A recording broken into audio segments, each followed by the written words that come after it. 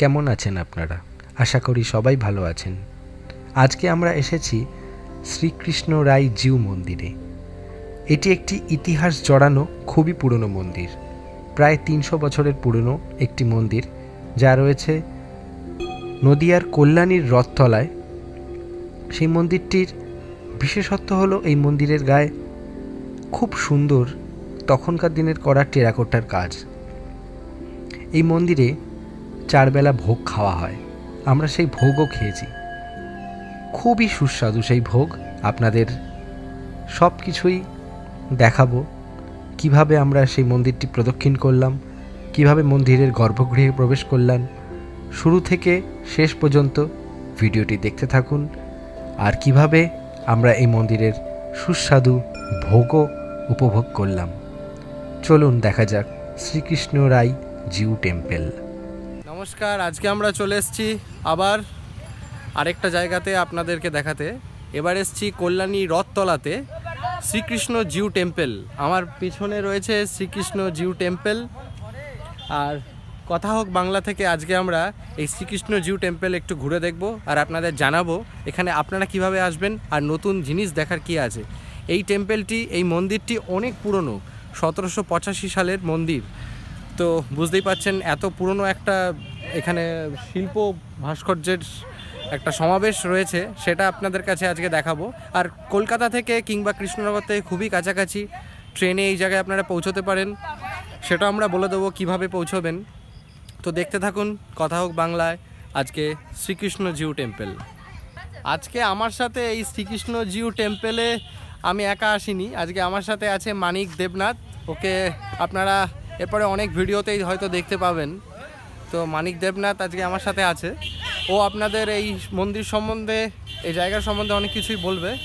এটা হলো মানিক। নমস্কার, কথা হোক বাংলায় আজকে এই চ্যানেলের পক্ষ থেকে উপস্থিত রয়েছি আমি শ্রী মানিক দেবনাথ। আমার সঙ্গে রয়েছে ক্যামেরায় দীপ্তময় রায়, যে এই চ্যানেলের কর্ণধার। আপনাদেরকে দেখাবো একটা রথতলা, কল্যাণী অঞ্চলের রথতলায় শ্রীকৃষ্ণ জিউ টেম্পল। শ্রীকৃষ্ণ জিউ টেম্পল এই একটা মন্দির, বহু প্রাচীন, 1785 খ্রিস্টাব্দ থেকে এটি প্রতিষ্ঠা হয়েছে।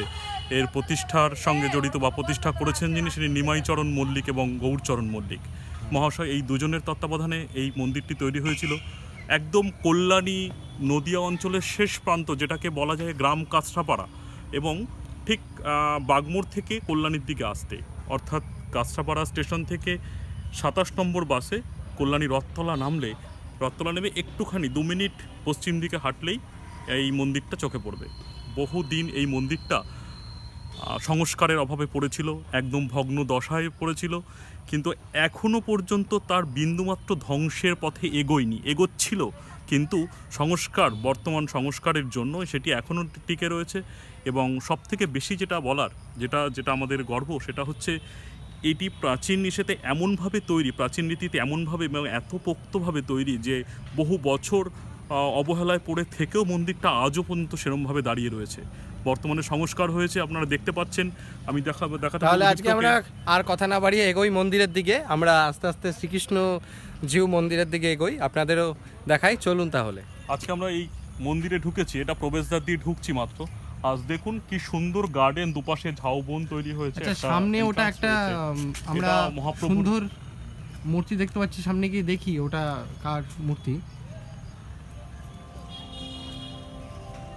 এটা চৈতন্য মহাপ্রভুর একটা মূর্তি। একদম এন্ট্রান্স দিয়ে ঢুকেই সামনে একটা মূর্তি, খুব সুন্দর। যে মূর্তিটা এমনভাবে তৈরি হয়েছে যে আমাদের মাথাটা মূর্তির পায়ের সামনে রয়েছে, অর্থাৎ মহাপ্রভু আমাদের মাথার ওপরে রয়েছেন। এটাই হয়তো তাদের বোঝানোর উদ্দেশ্য ছিল, যার জন্যই মূর্তিটা এরকম হয়েছে। খুব সুন্দর একটা মূর্তি, যে চৈতন্য মহাপ্রভু, যিনি নবদ্বীপে আমাদের এই বৈষ্ণব ধর্ম, অর্থাৎ এই ধর্ম প্রচারের যিনি প্রচারক, তিনি হাতে একটি রুদ্রাক্ষর মালা নিয়ে দৌড়চ্ছেন, অর্থাৎ ধর্ম প্রচারের উদ্দেশ্যে। এরকম একটা মুভমেন্ট নিয়ে মূর্তিটা করা, আপনারা দেখতে পাচ্ছেন। খুব সুন্দর লাগছে, হাতে রুদ্রাক্ষর মালা। তো এখানে রয়েছেন সর্বশ্রেষ্ঠ বাংলার পণ্ডিত শ্রী চৈতন্য মহাপ্রভু, উনি এখানে পূজিত হন। এটা হলো প্রধান ফটক শ্রীকৃষ্ণ জিউ টেম্পলের, আপনারা দেখতে পাচ্ছেন।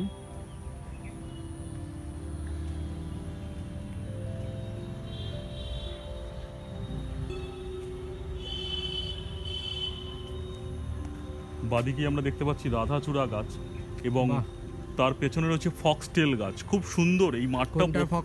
ফক্সটেল গাছ এগুলো, ফক্সটেল গাছ এগুলো। এই মাঠটা বহুদিন মানে সংস্কারের অভাবে জঙ্গল হয়েছিল। আজকে এখন আসলে এসে আমরা দেখতে পাচ্ছি বিশেষ বাচ্চাদের চড়ার একটা বিষয়, বাচ্চাদের দোলনা স্লিপ এগুলো চড়ার মতন, এবং মাঠটা খেলার উপযোগী করে তোলা হয়েছে। বা দুপাশে বেশ সুন্দর বাগান করা হয়েছে, সাজানো হয়েছে। এখানে বেশ একটা সুন্দর পরিবেশ তৈরি হয়েছে এখানটা। এটা অনেকদিন মানে সংস্কারের অভাবে পড়েছিল। একদম আমরা প্রধান ফটকের কাছাকাছি আছি, শ্রীকৃষ্ণ জিউ টেম্পল। কিন্তু দুঃখের বিষয় যে এর ভেতরে ফটো তুলতে দেওয়া হয় না, কিন্তু আমরা চেষ্টা করব আপনাদের কিছুটা ভেতরে দেখানোর। তো চলুন ভেতরে একবার দেখা যাক, চেষ্টা করে ফটো তোলা যায় কিনা, আপনাদের দেখানো যায় কিনা। মানিক ঢুকছে, আমিও ঢুকছি সাথে। এটা হলো প্রধান দরজার ভেতরে আমরা ঢুকলাম। দুপাশে সুন্দর করে সাজানো সেই পুরনো স্ট্রাকচারটা এখনো রয়েছে। প্রধান ফটক দিয়ে ঢুকে আমরা দেখতে পাচ্ছি দুই পাশে সেই প্রাচীন যে ঐতিহ্য, একটা প্রাচীন ঐতিহ্য যে সেই 35 ইঞ্চি ওয়াল, 35 ইঞ্চি ওয়াল, সেটাকে নতুন করে আবার সংস্কার করা হয়েছে। ফলে সেই ভগ্ন দশা থেকে সে নতুন জীবন পেয়েছে একটা। আর আপনারা দেখুন সেই পুরনো রাজবাড়িতে যেরকম থাকতো দেওয়ালের মধ্যে বিভিন্ন জিনিস রাখবার জন্য, যে এটাই আমাদের প্রাচীন ঐতিহ্য। একটা ফটকে থাকতো এরকম বসার এখানে ফল ফুল গাছে হাত দেওয়া যাবে না। এটা আমাদের প্রধান মন্দির, অর্থাৎ কল্যাণী রথতলার যে কৃষ্ণা জিউ টেম্পলের এইটা হচ্ছে প্রধান মন্দির। এইখানেই দেবতা পূজিত হন। এর ভেতরেই, এর অন্দরমহলেই বা এর গর্ভেই রয়েছেন মূল দেবতা। আমরা এবার আপনাদের দেখাবো যে এর গর্ভে কি রয়েছে, কত সুন্দর কি রয়েছে এবং এর ভেতরে কিভাবে পূজিত হয়। পুরোহিত মশাই ঢুকছেন, আর সামনে একটা সুন্দর ফুলের বাগান করা হয়েছে। হ্যাঁ, এই পাশেও তো পুরনো অনেক মানে পুরনো ঐতিহ্য, অনেক স্থাপত্য রয়েছে দেখতে পাওয়া যাচ্ছে। সামনে খুব সুন্দর গাঁদা ফুলের একটা বাগান করেছে। ওই যে উনি গেট খুললেন, আমরা এবার একটু ভেতরে যাব। চারপাশটা একটু দেখিনি পুরনো আর কি রয়েছে এখানে। একটা ছোট্ট বাগানের মতো করা আছে চারপাশটা। এই মন্দির খুবই সুন্দর, সামনে থেকে দেখলে আপনারা বুঝতে পারবেন। আর এই মন্দিরে কিভাবে আপনাদের আসতে হবে, কলকাতা থেকে আসলে কিভাবে আসবেন, আর কৃষ্ণনগর থেকে আসলে আপনারা কিভাবে আসবেন। আপনাদের প্রথমে জানিয়ে রাখি এখানে যে এখানে আপনারা কিভাবে আসবেন, সেটা হচ্ছে অনেক রকম ওয়ে আছে এখান দিয়ে আসার। যেমন কল্যাণী স্টেশন থেকে বাস ধরে বা অটো ধরে কল্যাণী রথতলা বললে যে কোনো বাস বা অটো এখানে চলে আসবে। যদি কলকাতা থেকে আসতে চান তাহলে কাঁচরাপাড়া থেকে বা হালিশহর স্টেশন থেকে 85 বাস কিংবা হালিশহর স্টেশন থেকে অটোতে কল্যাণী রথতলা বললে রথতলা বাস স্ট্যান্ডে নেমে পশ্চিম দিকে 2 মিনিটের হাঁটা পথ, খুব সহজ। এবং টোটো অটো সমস্ত কিছুর কমিউনিকেশন এখানে রয়েছে। কাঁচরাপাড়া বা কল্যাণী স্টেশন থেকে যে কোনো কিছুতেই আপনারা এখানে এসে পৌঁছতে পারেন।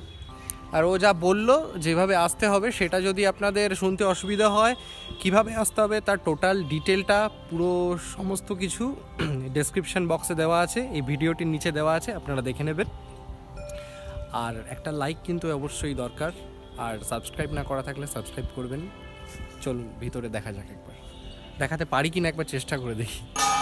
এই যে পাথরের ফলকে এখানে লেখা আছে শ্রীকৃষ্ণ রায় জিউ এই মন্দির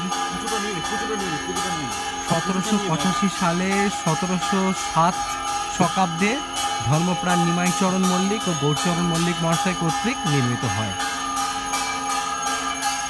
দেখতে পাচ্ছেন মন্দিরের গায়ে অসংখ্য সুন্দর কাজ করা আছে। মন্দিরের ভিতরে পুজো হচ্ছে, আমরা একবার একটু যাবো, গিয়ে দেখবো।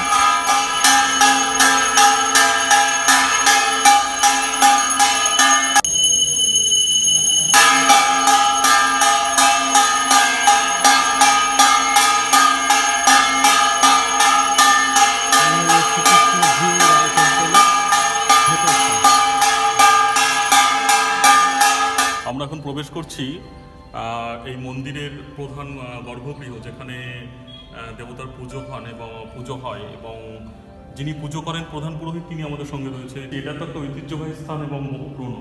তো আপনি এখানে পুজো করেন, কত বছর ধরে পুজো করছেন? বেশি না, 5 বছর। 5 বছর ধরে পুজো করছেন। এইটার ইতিহাসটা একটু বলুন, কবে কি তৈরি হয়েছিল বা কিভাবে এখন পুজো হয়, দেবতার কিভাবে পুজো হয়, এই মন্দিরের বিশেষত্বটা কি আছে? এটার বিশেষত্ব হলো মেন এই যে বিগ্রহ দেখছেন না, এটা হলো সেন শিবানন্দ শ্রীপাঠ, সেন শিবানন্দ সেবিত বিগ্রহ, মানে উনি নিজে হাতে ওই বিগ্রহ পুজো করতেন নিজে। এই মন্দিরটা আমাদের আগে এখানে ছিল না, এই যে রাস্তাটা যাইছে এইদিকে গঙ্গা, ওই গঙ্গা ধারে ছিল। ওই মন্দিরটা গঙ্গায় লীন হয়ে গেলার পরে এইটা পরে এখানে এখানে সালটা লেখা আছে আমার খেয়াল, মোটামুটি এখানে 250-300 বছর এখানে এই মন্দিরের বয়স হয়ে গেছে। দিনে কতবার পুজো করেন আপনি? দিনে আমার সকাল একবার হলো, বাল্যভোগ হবে। কটায় হয় সেটা? ওই মোটামুটি 9:30 10টা। 9:30টায় বাল্যভোগ হয়। আর তারপরে এই অন্নভোগ হলো, এখন অন্নভোগ হয় দুপুরবেলা। দুপুরবেলা কখন পুজো হয় দুপুরবেলা?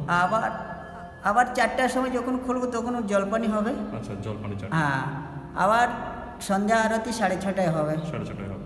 তারপরে দোলের দিন তো বিশেষ একটা ব্যবস্থা এখানে রয়েছে, দোলের দিন বিশেষ উৎসব তো হয়। হ্যাঁ, সেটার ব্যাপারে একটু দোলের দিন এখানে আমাদের ঠাকুরের রং খেলা হয়।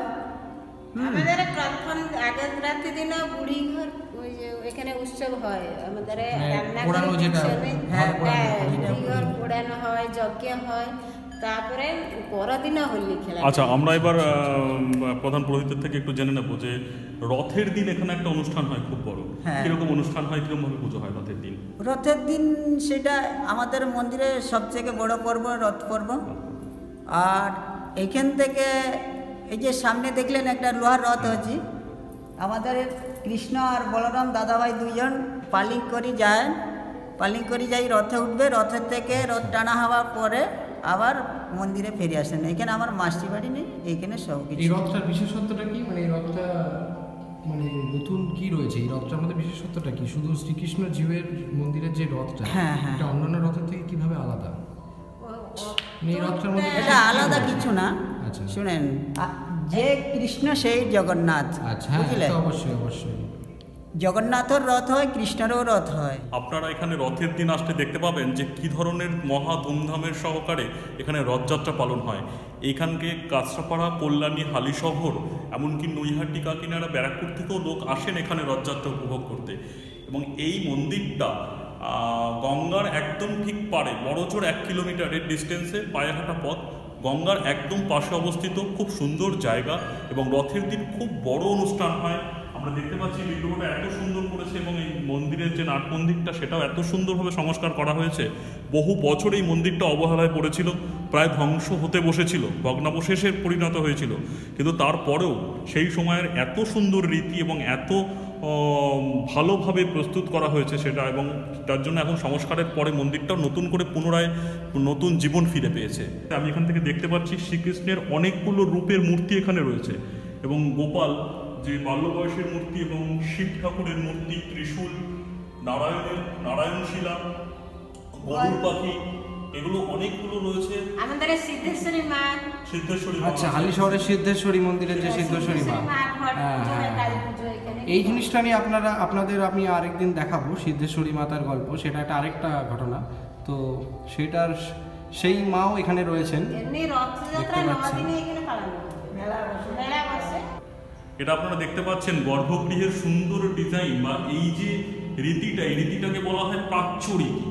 এই রীতিতে এত সুন্দর করে এগুলো করা সেই তখনকার দিনে, এবং আমরা ওপরটাও দেখতে পাচ্ছি যে এত উঁচু এবং এত সুন্দর করে ছাদটা রাউন্ড করে করা, খুবই উঁচু, ফ্যানের থেকেও অনেকটা এই করে আরো 12 ফুট, হ্যাঁ 12-13 ফুট উঁচু রয়েছে। বর্তমান টেকনোলজিতে হয়তো এইরকম ভাবে করা সম্ভব হবে কিনা আমার জানা নেই, তবে এই যে সেই 35 ইঞ্চি ওয়াল, যে ওয়াল দেখলে মাথা খারাপ হয়ে যাবে, এই পরিস্থিতিতে দাঁড়িয়ে হয়তো এরকম ওয়াল তৈরি করা সম্ভব নয়। এবং এত সুন্দর কাটিং বা এত সুন্দর রীতিটা সত্যি আমাদের গর্বের বিষয়। দরজাটাও বেশ, মানে সেই তখনকার দিনে যে ইয়ে থাকতো, রাজবাড়ির দরজা যে থাকে। আপনারা এত দূর থেকে এই মন্দিরে আসবেন, এতক্ষণ তো অনেক কিছুই বলছি, কিন্তু আপনাদেরকে একটা কথা এখনো বলা হয়নি যে আপনারা এখানে কি করে দেবতার ভোগ পাবেন। আমরা জেনে নেব মন্দিরেরই একজন শিষ্য তার থেকে, যে এখানে ধরুন আমরা আসলাম, এসে আমরা ভোগ কিভাবে পাবো। মানে এমনি যদি ভোগের সময় আপনি আসি পৌঁছে গেলে আমার ভোগ দেওয়া আছে, তা আমরা একটু প্রসাদ হাতে দিতে পারবো। আচ্ছা আচ্ছা, মানে সেটা পয়সা লাগবে না। আচ্ছা, আর যদি আপনি পেট ভরি খাবে তা একটু আগে দিনে ন বললে আমার অতটা হয় না তো, মানে ঠাকুরের আমার এইখানে 3-4 জন আমরা আছো, এরকমই আমাদের ভোগ হয়। মানে আগের দিন আপনাদেরকে জানিয়ে দিলে হ্যাঁ জানিয়ে দিলে, তাহলে সকালে 8টার সময় আমাদের জানাইলে আমরা রান্না সকাল 8টার মধ্যে জানিয়ে দিতে হবে। সেটা কার সাথে যোগাযোগ করতে হবে? এই ঠাকুরমশাইয়ের সাথে মন্দিরের সেবায়িতরা আছে, সেবায়িত বাজার করে, ওরা সব দেখভাল করে। শুধু ঠাকুরমশাই আপনাকে আপনার ফোন নাম্বার যদি কেউ ফোন করে আগের দিন বলে দেয় যে আমরা আসছি, তাহলে এবং টাকা পয়সার ব্যবস্থা যদি তারা করে দেয়, ভোগের যা খরচা রয়েছে, তাহলে ভোগ খাওয়া যাবে, তাই তো? ঠিক আছে, আপনার নাম্বারটা, ঠাকুরমশাই নাম্বারটা আমরা ডেসক্রিপশনে দিয়ে দেবো নিচে, আপনারা দেখে নেবেন। যারা আসবেন শ্রীকৃষ্ণজিউ মন্দিরে তারা ভোগের ব্যবস্থা এখানে ভোগের জন্য আপনাদের কত করে কিছু নেওয়া হয়, মানে অর্ঘ্য নেওয়া হয় কত করে ভোগের? এখানে 101 টাকা ভোগের, 101 টাকা ভোগের জন্য নেওয়া হয়। হ্যাঁ একজন। আচ্ছা কি কি থাকবে আমরা ভোগে? মানে ধরো পনির তরকারি থাকলো, মানে যেরকম আইটেম, মানে লোক ওটা চেঞ্জ হবে। হ্যাঁ চেঞ্জই হয়। যাই হোক, ভোগটাই আমাদের কাছে প্রধান, থাকবে যে কি দিলেন সেটা বড় কথা নয়, দেবতার ভোগ পাবো আমরা, এটাই সবথেকে বড় জিনিস। এটা একটা আতপ চাল হবে, তার সঙ্গে পায়েস থাকবে, চাটনি থাকবে, 2টো তরকারি থাকবে, 3টে থাকবে, 3টে ভাজি থাকবে, শাক ভাজা, বেগুন ভাজা, মানে আলু ভাজা আছে, যে কোনো এই ভোগটা আমরা এরকম বলছি ঠিকই, কিন্তু ভোগ কিন্তু সবার পক্ষে পাওয়া সম্ভব নয়। যার পাওয়ার, মানে যিনি পাওয়ার যোগ্য তিনিই হয়তো পাবেন, এটাই হয়তো দেবতার বিধান। আমাদের কিন্তু কৃষ্ণরা খুব জাগ্রত। অবশ্যই অবশ্যই, আমরা এখানে বহু পুরনো মন্দির, মানে এখানে তুমি যাই বলবো তাই শুনে সবই নাটক কৃষ্ণ। এখানে খুব সুন্দর এবং খুব সৌভাগ্যপূর্ণ মানে একটা ভোগের ব্যবস্থা রয়েছে। এটা খুবই সুস্বাদু ভোগ, যা শুনলাম আপনারাও যা শুনলেন, আমরা যা শুনলাম। তো কিভাবে ভোগের বন্দোবস্ত করতে হবে সেটাও আমাদের এই ভিডিওতে আপনারা দেখে নিলেন। আমাদের পুরোহিত মশাইয়ের ফোন নাম্বার এখানে ডেসক্রিপশন বক্সে দেওয়া থাকবে, তো সেখান থেকে আপনারা ফোন করে আগের দিনকে যা ব্যবস্থা করতে পারবেন বলে, এবং যা খরচা রয়েছে, যা অর্ঘ্য দেওয়ার, সেটা আপনি ওনার সাথে কথা বলতে পারবেন। তো এখন একটু মন্দিরের কাজটা দেখে নেব। এখানে অসংখ্য সুন্দর মন্দিরের গায়ে কাজ তৈরি করা আছে। এখানে প্রধানত এই মন্দিরটিতে অনেক পুরনো একটা ভাস্কর্য, তো মন্দিরটির গায়ে অসংখ্য কাজ করা আছে। মন্দিরটিকে চারপাশে ঘুরে আমরা একটু দেখে নেব কীরকম কাজ রয়েছে। আপনারা দেখছেন যে মন্দিরটার ভাস্কর্য এতটাই সুন্দর। আমরা দেখেছি সুলতানি যুগে একটা মন্দিরের মধ্যে হিন্দু এবং মুসলিমের সমন্বয় দেখতে পাওয়া যায়, যেখানে মুসলিমের যে ভাষা, অর্থাৎ ভাষা এবং তাদের যে শিল্পটাই ফুটে ওঠে, এবং হিন্দুদের প্রতীক হিসাবে লতা পাতার কাজ ফুটে ওঠে। এটা থেকে আমরা বুঝতে পারি যে উর্দু শব্দ বা আরবি শব্দ এর সাথে লতা পাতার সংমিশ্রণে হিন্দু মুসলিম ভাই যে সম্পর্কটা, সেই সম্পর্কটাকে তারা ফুটিয়ে তুলতেন। এখানেও আমরা দেখতে পাচ্ছি সেই প্রাচীনকালের একটা ঐতিহ্য, ইট কেটে কিভাবে কত সুন্দর করে করেছেন, এবং চুন সুরকির গাঁথনি ভারতবর্ষের আমরা স্থাপত্য দেখতে পারি। এটা 1785 সালের মন্দির, মানে তো অনেক বড় ইতিহাসের সাক্ষী হয়ে আছে এই মন্দির। বাংলার অনেক পুরনো ইতিহাসে সেই যখন মানে নবাবী আমলের মানে শেষ হলো, তারপরে যখন ইংরেজ আমল শুরু হলো, সেই সময়কার সাক্ষী হয়ে আছে এই মন্দির। এবং এটা আমরা দেখতে পাচ্ছি, তোমাকে বলবো একটু ঘুরে দেখাতে এদিকে, যে এটা কিন্তু সিমেন্টের গাঁথনি নয়, চুন সুরকি ঘ্যাস এইসবের গাঁথনি, এবং এই সুন্দর এই যে ডিজাইন, এই পুরোটা কিন্তু চুন সুরকি মাটি এইসবের ডিজাইন, এগুলো কিন্তু সিমেন্টের নয়। আপনারা দেখতে পাচ্ছেন তখন এই যে লাইট, এখন এই লাইটের তার যে গিয়েছে, তার দেওয়ার পর এই যে প্লাস্টার করে দেওয়া হয়েছে, ঠিক আছে। এইগুলো কিন্তু সিমেন্টের, কিন্তু এই গাঁথনিতে কিন্তু কোনো সিমেন্ট কিছু নেই। আমরা এখন রয়েছি মন্দিরের ডান দিকে, অর্থাৎ মন্দির থেকে মন্দিরের পশ্চিম প্রান্তটা আপনারা দেখতে পাচ্ছেন যে মন্দির সংস্কারের পাশাপাশি কি সুন্দর বাগানটাও সংস্কার করা হয়েছে। আমি দেখতে পাচ্ছি এখানে লিচু গাছ রয়েছে, জবা ফুল গাছ রয়েছে, কলকে ফুল গাছ রয়েছে, সাদা ফুল গাছ রয়েছে, আরও বিভিন্ন রকম পদ্ম ফুল গাছ রয়েছে, বিভিন্ন রকম গাছে জায়গাটা ভরিয়ে দেওয়া হয়েছে, এবং সামনে একটা কাঁঠাল গাছ রয়েছে। এছাড়াও মন্দিরটাকে যেভাবে সংস্কার করা হয়েছে, সত্যি যে পুরনো রীতিটাকে যে মন্দির কমিটি বা এখানকার যে স্থানীয় অধিবাসীরা এটাকে যে রক্ষা করতে চাইছেন, তার একটা বড় প্রমাণ আমরা পাচ্ছি। মন্দিরটাকে আমরা একবার পুরো রাউন্ড ঘুরে নেব, মানে মন্দিরের চারপাশটাই। মন্দিরটার যা আয়তন রয়েছে আপনারা দেখতে পাচ্ছেন, এতক্ষণে হয়তো বুঝে গেছেন মন্দিরটা বিশাল বড় আকারের মন্দির। তো এই টোটাল মন্দিরটাকে আমরা একবার একটু রাউন্ড করে দেখে নেব।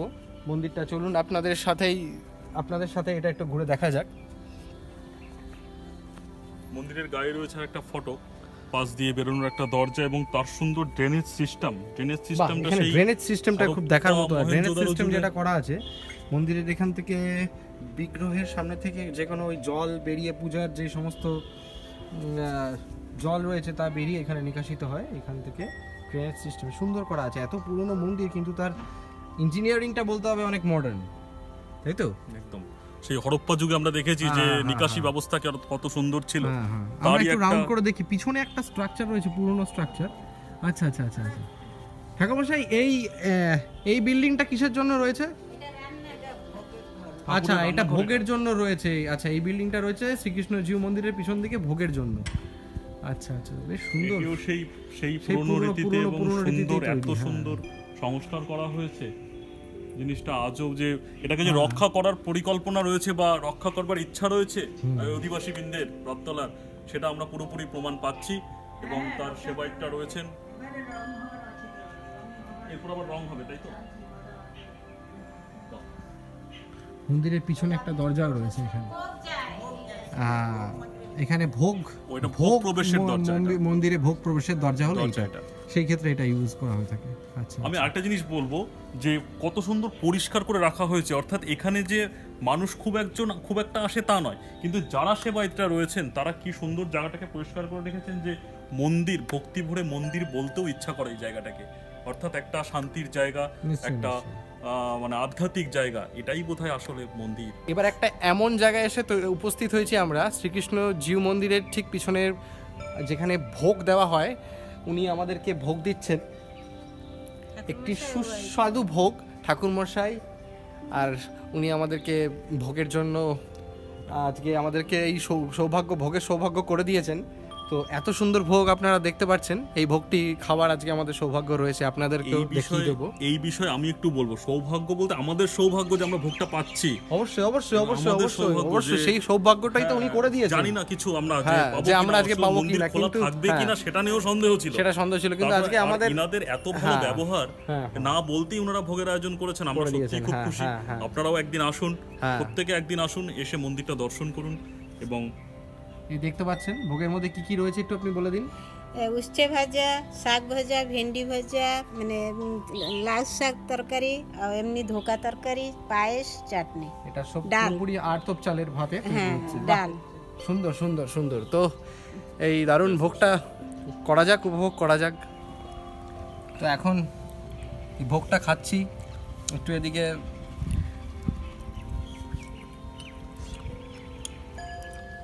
দারুণ সুস্বাদু ভোগ, দারুণ সুস্বাদু ভোগ। মানে ভোগের স্বাদ মুখে বলে বোঝানো যাবে না, এসে খেয়ে দেখতে হবে। মানে সুস্বাদুর থেকে আমরা খুব উপভোগ করছি যে এরকম ভাবে যে যে এইভাবে এসে যে আমরা ভোগ খেতে পারবো, এটাই সত্যি একমাত্র সেবায়িত পুরোহিত মহাশয়, এনাদের জন্য এটা সম্ভব হলো। সত্যি অসংখ্য ধন্যবাদ মন্দির কমিটিকে। গোবিন্দের ধন্যবাদ পাওয়া কথা, আমাদের কোনো কিছু নেই, ওনার ইচ্ছাতে সব কিছু হয়। একদম একদম।